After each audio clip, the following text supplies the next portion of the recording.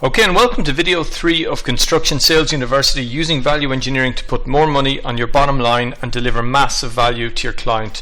So I'm now going to get into the three stages, or steps as I call them, which is what I've been outlining from the very start of this. And although we're going to be going into the process and the procedure around this, and it might seem a bit theoretical, it's really important because, like I mentioned earlier in the last video, you are going to be instrumental in driving this. This is how you're going to control the process, drive the process, ensure that the suggestions, the alternatives that you put forward are finding its way into the process, but also in terms of really developing a strong position with the client where they see you as being in their corner. They see you as a trusted advisor to them, because this will invoke what's known in marketing called the law of reciprocation. If I do something for you, if I go well out of my way, over and above beyond the call of duty, you're going to feel duty bound, morally bound, to help me through the law of reciprocation. So this is going to develop deep and lasting relationships, and in module 4, when I show you some case studies, you'll see how they really help the companies in question develop long-term market-leading relationships with key clients. So the procedures I've outlined in the last mail are BLAST, create, and refine. So BLAST is all about identifying the problem, collecting the relevant information, and defining the different functions of the building. What is it you were looking to value engineer? Where can you create value? What must the building achieve? Then the creative phase is the fun phase, where you're debating different alternatives, and I really advocate pulling in as many resources as you can. And at this stage, it's really imperative to drag in experts like your subcontractors and your suppliers, because we're what it says on the tin, we're general contractors, most of us, so you're an expert in lots of different things, but you will never trump the expertise of a particular specialist in their particular field. So, bring everyone involved, consultants, design team, supply chain, subcontractors, and get them to suggest alternatives. And then you can get together and critically evaluate them. And the last is about refining, picking the best of what's been brain shot, picking the best of what's feasible, and then implementation. So I'm going to get straight into the BLAST phase. And this generally takes place at the planning or pre-construction phase. So again, I mentioned earlier, a lot of you are looking at this and thinking, well, I've, only tendered works, I'm coming in, it's already designed, where can I add value? Well, you can add massive value, because often at that stage there's still time to revise the design without any major cost or time implications. So you can get involved in reviewing the design functionality. So something I do all the time with my clients, let's say they're doing a particular application like a hotel. Well, the functionality of that building is very important, and if you get an inexperienced designer or even an inexperienced client, they mightn't understand what the requirements of a specific operator like Marriott or the Four Seasons are, who require, really specific things in terms of the bedroom size, the location, the kitchen size, etc. And then as an experienced contractor, you can help cut any potential wastage off at the pass, potential changes and variations later on, which nobody might benefit from, and review the design, the functionality, the building of it. You can look at the specification, another huge opportunity, an area that I see really all the time that's, underutilized from a contractor's point of view. So the designer specifies something that's either not available, is a huge long lead-in time, or is just plain expensive. I spent a lot of time working in the Middle East, and we would have these big architectural practices like Norman Foster and Hani Turani and Hermann Tilke from Germany come over, and they really didn't understand what was available in the local market, and we could give them the same look and feel as I'll show you in module 4 for a fraction of the price, and put a really attractive margin on that alternative for ourselves. You can review the program. Through value engineering, you can cut months and months off particular programs through constructability, availability of materials, sequencing, etc. You can also perform a functional analysis of the facility, and really that is, what is it you were looking to achieve? So I had a meeting with a particular developer a couple of days ago, and they wanted to create a water park. And as often happens in these things, when inexperienced developers get into a project, their heart or sometimes their ego takes over, and you had this massive water park, really Disney World level, and then this tiny hotel and this tiny holiday village beside it. And the whole point of the water park is to sell property around the facility. So they had really got the balance wrong. So you could look at the functional analysis, and in that case I advised the developer, you need a lot more holiday chalets, you need at least another 200 bedrooms on the hotel, and let's scale down the water park. And I believe you me, if you develop that kind of a relationship with the developer and you help them make correct decisions, you help them make more money, they will use you time and time again, which is the absolute purpose and function of Construction Sales University. So you're going to obtain, again, an understanding of the user's definition of value. Value is relative, and the perception of value is relative. I often give the example of watches. I mean, you can go from a Seiko all the way to a, Tag Heuer, right up to the crazy scale like a Panini or something, and Panerai, I should say. And what's really important is to understand what is it that the client is trying to achieve. And again, this is an area where I feel I have to rein design teams back some time, where the client really just wants to create a 4-star hotel to sit around a 4-star brand, but yet we're putting 5-star features and specification into it. So what is it that you're looking to achieve? And then you can define the criteria and objectives for the project around that. So at this stage, you're all about, in the blast phase, validating the proposed program, looking at things like the master utility options. For example, if you're in a Middle Eastern country, do you go for a central AC system or split mounted units? Looking at alternative solutions. For example, what is the area of common space required? How adjacent do you have to be to existing buildings? What's the impact if you go within a certain distance in terms of fire regulations? One thing might outweigh the other. And verify if the budget is adequate. Again, I mentioned, one thing I do is I help developers get an understanding of not only what will it cost, but is it going to be suitable for their particular application? And the benefits of this are absolutely enormous, because you're essentially seeking areas where you can save cost, save time, increase value, and reduce risk. And remember, the value is a relative. Value is essentially the cost measured to the functionality of it. So if you give them the same building for a lower cost, you're increasing the value. And if you can pass savings back to the client and keep some of the savings, you can add those straight onto your bottom line. I've mentioned it repeatedly, and it's even enshrined in a number of the contracts that you'll work under, that savings can be split between you and the client. So it's an enormous opportunity, and you absolutely need to be utilizing it in your business. So I haven't really, given examples yet, and I'm going to get deep into examples in session 4, but just as a quick example, because maybe some of you are watching this and saying, specifically, how does it work?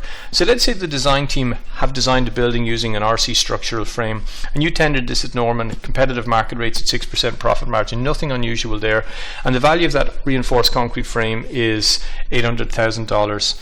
So again, you're in a value engineering workshop and you say, well, we think we could put in a structural steel frame as an alternative, okay? It's going to save 3 months off the program, much quicker to erect.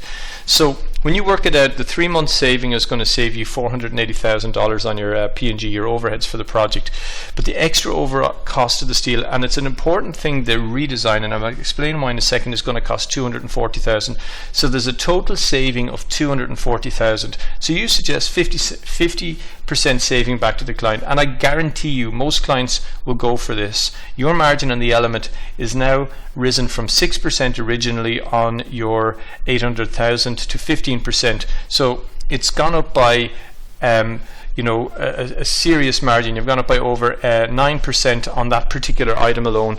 And why I mentioned the extra over cost of steel and redesign, when you start getting into suggesting changes that involve elements of the building, assuming there's no impact on building permits and building regulations, you're going to sometimes come across resistance from the design team, and that's got one specific foundation, and that's they've already designed this, they don't want to redesign it. So get that off the table by building in their fee into the equation in relation to the cost of the alternative. And if you do that and you communicate with them, you'll get them on board and the savings will be achieved. If you don't, believe you me, it'll be like pushing water up a hill. So any change to the project at this stage, remember we're in planning or potentially pre-planning phase, is going to have little, if any, impact on the schedule, and in fact it should have very little impact on the architect's or engineer's time and redesign costs. So let's say you've done this a number of times with a client and they're now bringing you in earlier and earlier in the process. That steel versus the RC suggestion can go in way at the design phase. So I'm working with a particular development. I mentioned it in an earlier video to do a grade A office building, and right now we're in that phase where we're literally saying, should we go steel, should we go with reinforced concrete, should we go with a basement, or should we go with an extra floor of car parking? And you're right in at the coal face, helping the developer make those decisions, protecting your margin and giving everybody a fantastic project. So you've got a unique insight, you're in a great position to drive this, and you've got a really good feeling of where you can add value to involve all of your relevant stakeholders, right? So, as I mentioned before, bring in your entire construction team from the construction director to the foreman and say to them, how can we build this more efficiently? What alternatives would you suggest? Same for your commercial team, and get them out into the market talking to your subcontractors and suppliers. So for example, if you're dealing with a particular light specification, and I'm going to get into civil engineering examples in a second, you're not an expert in light fittings unless you've come from a lighting background, but get the experts who are in, and those guys are going to be able to say, well, this fitting is equivalent, it's got the same output, it's got the same heat generation, and get those guys to work with you to put a really good proposal that you can use to go back to the consultant with. Same for your suppliers, and same for other sub-consultants. Don't be afraid or slow to bring in specialists to work with the existing design team. So obviously, the earlier on you get involved, the less the cost of the implementation of that particular saving, and the greater the potential saving. As you move through the construction cycle, the more costly, the more impact potentially on time it will have to introduce value engineering changes. So it's very important that you try and get involved in this process as early as possible. So the next step is onto the create step, and this is the fun part. This is where you're in workshops, and I'm going to take you through to summarize at the end, a succinct flow chart. But in the create phase, so you've had the initial phase, which is getting everyone together, getting the people on board, having that initial workshop, starting to set the agenda, starting to set the functionality requirements of the building. Understanding, are there any sacred cows, anything that you can't touch or examine, which there rarely are, by the way. But the next phase is the fun phase. You've defined the parameters, you've put on the table what's achievable, and then you basically start brainstorming. You really get into the workshop to look at, how do you identify opportunities for savings, and this really sparks off a creative step-by-step process. You don't have to be this structured. I don't want people to feel overwhelmed that this is some really strict process they have to follow. In stage 2, you can dive it down into these. It can be as simple as a 1-meeting workshop. You don't have to follow this hard and fast. Ideally follow the 3 steps, but when you dive into stage 2, you can break it into an information phase, speculation phase, evaluation phase, development and presentation, but you don't have to. You can deal with it all in one workshop. It depends very much on the complexity of the building. So I'm going to take you through each of the phases, because if you really want to go through this step by step, this is a perfect process or formula for you to follow. So in the information phase, it's all about understanding the background and the decisions that have influenced the development of the design through a formal design presentation. So before kicking off the value engineering workshop, get the design team, especially the architect, the engineer, the mechanical engineer, the structural engineer up, and get them to explain how and why they've got to the point where they've got to. And sometimes it's often about breaking what I would call, quite frankly, lazy habits. Guys have done this always, and therefore they've suggested it for this particular application, and your job is to agitate and question that. Is it the right solution for that particular application? And that's about defining the owner's objectives and their definition of value and key criteria. So what do they want out of the project? The next phase is, so you've got now an understanding in phase A of what led the design team to the point where they are. Then you get into the creative phase, and that's really where the entire team, led by you or by a project manager, get around the table and you start brainstorming. You really just throw everything on the ground or on the table, and it's important that it's done in a really constructive atmosphere where judgment of the ideas is strictly prohibited. You've got to have that kind of open level of communication, otherwise you are not going to get the same or full or maximum value out of that process as you can. So during the creative phase, it's all about ideas. What can we do? What can we do better? How can we do it quicker? How can we save money? Once you've identified all of those, you go into the next phase, which is an evaluation phase. So typically in this phase, you'll have had revised drawings, you'll have alternatives on the table in terms of specification and buildability. Now you're starting to physically evaluate them. You're getting into the details. So let's say you've suggested maybe going with a basement as opposed to a secant wall as opposed to sheet piling. So now you're going to sit down and actually evaluate, well, what will that cost? Is there any time or cost implication in relation to that? Is there a life cycle cost? For example, a sheet pile has to be maintained as opposed to a secant wall, which is permanent. So any ideas at this stage that are found to be impractical or essentially not worthy because they don't add value, are discarded, and the ideas that represent the greatest potential for cost savings and value improvement are developed further. It's as simple as that. It really is a simple process. So you're going to go right up through the building or right up through the structure, start with the big items and work your way through those to see where you can achieve savings. Once you've identified where there are viable options on the table, then you start to develop those. That's when you start to develop out the design, you start implementing a change in specification, you start identifying different suppliers, subcontractors, and understanding what the impact on construction methodology and program and all of that is. So in the development phase is kind of where the rubber hits the road with it. And then the final one, and this is extremely important, and I see it's often overlooked with tremendous consequences, and I'm going to tell you a catastrophic example of this in a minute. The last phase is the presentation phase, and I'm not just talking about a kind of presentation in front of the client. Yes, obviously that's important, but it's ensuring that the savings find their way into the revised documents, revised specification, and everybody understands the journey. You started at A, you've ended up at B, and how did you get there? What was changed? What compromises, what changes have been made in order to achieve the value engineering that you've released? Is it time? Is it cost? Whatever it is, you've got it documented. So you give a briefing and oral presentation and make sure they find their way into the documents. So in Johannesburg recently, I was involved at a peripheral level in a project, a mega project, $2 billion project, the Gauteng extension. It was a light rail system in Johannesburg, and there was a 3-kilometer tunnel. And during the design phase, it was supposed to have a permanent drain at the base of the tunnel where the rail ran through. And as an alternative during the value engineering phase, the construction consortium proposed a porous concrete solution, essentially where the water would continuously drain down through the roof of the tunnel and pretty harmlessly drop down to the floor and make its way out through a French drain. A much cheaper solution, and it was accepted by the client. But unfortunately, during a protracted contractual negotiation, the original specification and drawing found its way in, and it became a $400 million dispute, and is currently still under dispute. It's the subject of about 4 arbitrations.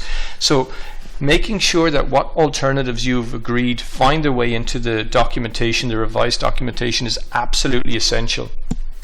Okay, so that's the creative phase. So you've done the brainstorming, you've defined and presented to the client what it is you're going to change. So the next stage is the refine step, and this is the final step in it. So you've identified all areas where value can be increased. Now it's critical that those changes are captured and incorporated into the revised design, specification, construction methodology, bill of quantities, pricing documents, and conditions of contract. And then you give the final estimate to the client, and really that's about wrapping it up and signing it off. And if you've originally signed a contract, make sure that this finds its way in as an addendum.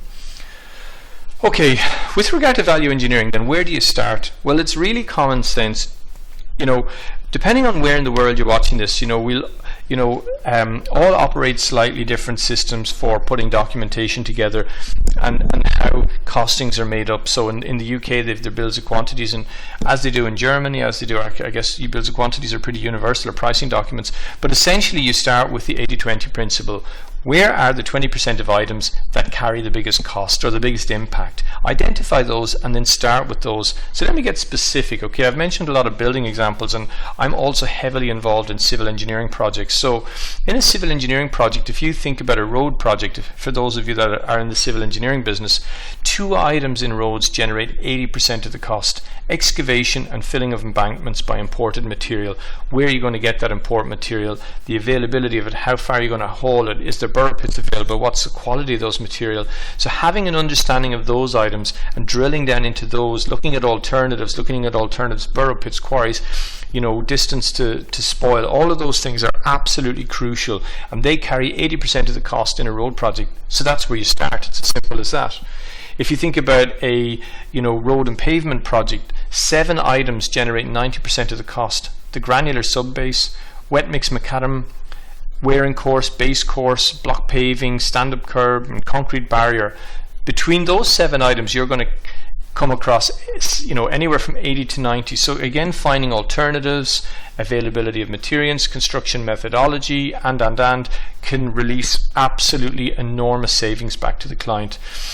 On a bridge work, 6 items again are going to generate 80% of the cost. So the concrete of all classes, the bridge deck, the reinforcement, the steel bars used, the main web cables, and fences and reinforced concrete barriers. So again, looking for alternatives, different methods of construction, availability of materials in those items is where you are going to get the quickest route to fruit. And again, looking at steel structures on a motorway, it really is 2 items: gantries and overhead traffic signals. That's where most of the money is, so start at those items.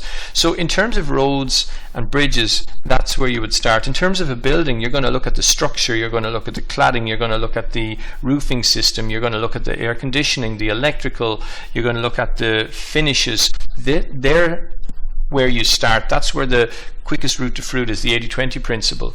And one of the things you need to consider again is the functional requirements of the road. You need to define those so that when you are, and I'm picking road, as a specific example, it doesn't matter what application, whether it's a building, a bridge, you've got to look at the life cycle requirement, the design lifespan of the particular application. In this instance, I'm giving a road example. What is the utilization of the road going to be? What are the soil characteristics? In what weather conditions? I'm currently involved in a bid that's going to be constructed between Ethiopia and Djibouti. It's a concrete road.